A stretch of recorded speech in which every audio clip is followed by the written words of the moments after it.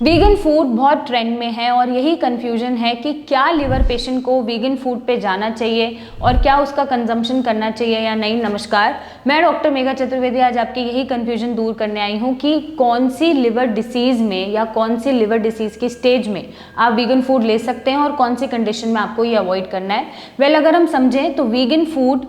वो फूड होता है जिसमें कोई भी एनिमल बेस्ड प्रोटीन प्रोडक्ट नहीं होता है, जिसमें आप animal related meat non vegetarian food consume नहीं करते हैं या एनिमल सोर्स का फूड भी कंज्यूम नहीं करते हैं, जैसे कि दही हो गया, दूध हो गया, घी हो गया। तो ये सारी जब प्रोडक्ट्स हम हटा देते हैं तो वो वीगन फूड बन जाता है और उसके रिप्लेसमेंट्स होते हैं जैसे सोए है, आलमंड है, कोकोनट है और रिप्लेसमेंट्स के साथ ही आप बिना एनिमल सोर्स का फूड कंज्यूम करते हैं। अब अगर ये बात है लिवर इन्फ्लेमेशन की, अगर कोई भी पेशेंट को लिवर में इन्फ्लेमेशन है, फैटी लिवर डिसीज का स्टार्टिंग हुआ है, बहुत डाइजेशन के इश्यूज रहते हैं, तो आपको वीगन फूड कंज्यूम करना चाहिए क्योंकि ये इन्फ्लेमेशन को काटता है, लाइट है और फाइब्रस है और फाइबर से भरपूर है। तो ये आपके जो भी एसिडिटी गैस्ट्रिक रिलेटेड इश्यूज हैं उनको कम करेगा, इन्फ्लेमेशन को काटेगा और बहुत लाइट टू डाइजेस्ट है, तो आपकी फैटी लिवर डिसीज को रिवर्स करने में हेल्प करेगा, वेट कंट्रोल करने में हेल्प करेगा।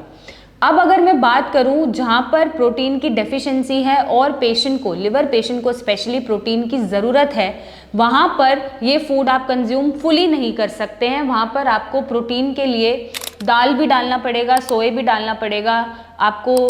जो हमारे सीड्स होते हैं वो भी डालना पड़ेगा, आपको नट्स भी डालने पड़ेंगे, आपको चना भी डालना पड़ेगा टू कंज्यूम प्रोटीन। अगर वीगन फूड में ये सोर्सेज हैं प्रोटीन के तो आप कंज्यूम कर सकते हैं, बट अगर प्रोटीन डेफिशिएंसी है तो आपको एग वाइट, फिश का सहारा लेना पड़ता है, आपको पनीर खाना पड़ता है क्योंकि प्रोटीन डेफिशिएंसी से बार बार पेट में पानी भरता है और लिवर डैमेज होता चला जाता है और आपके सिम्टम्स कंट्रोल नहीं होते हैं। तो अगर आप वीगन फूड कंज्यूम कर रहे हैं इनिशियल इन्फ्लेमेटरी स्टेजेस पे जहाँ पर आपको माइल्ड फैटी लिवर है तो ये आपके लिए बहुत अच्छा वर्क करेगा, बट जैसे ही फाइब्रोसिस सिरोसिस में पेशेंट पहुँच जाते हैं वहाँ पर प्रोटीन के सोर्सेज ऐड करते हुए अगर आप वीगन फूड कंप्लीट बैलेंस तरीके से कंज्यूम करते हैं तो बहुत अच्छा है। बट अगर प्रोटीन डेफिशिएंसी है, पेशेंट को एल्ब्यूमिन चढ़ाना पड़ता है, तो वहाँ पर आपको एनिमल सोर्स पे जाना पड़ता है, एग वाइट, फिश कंज्यूम करना पड़ता है।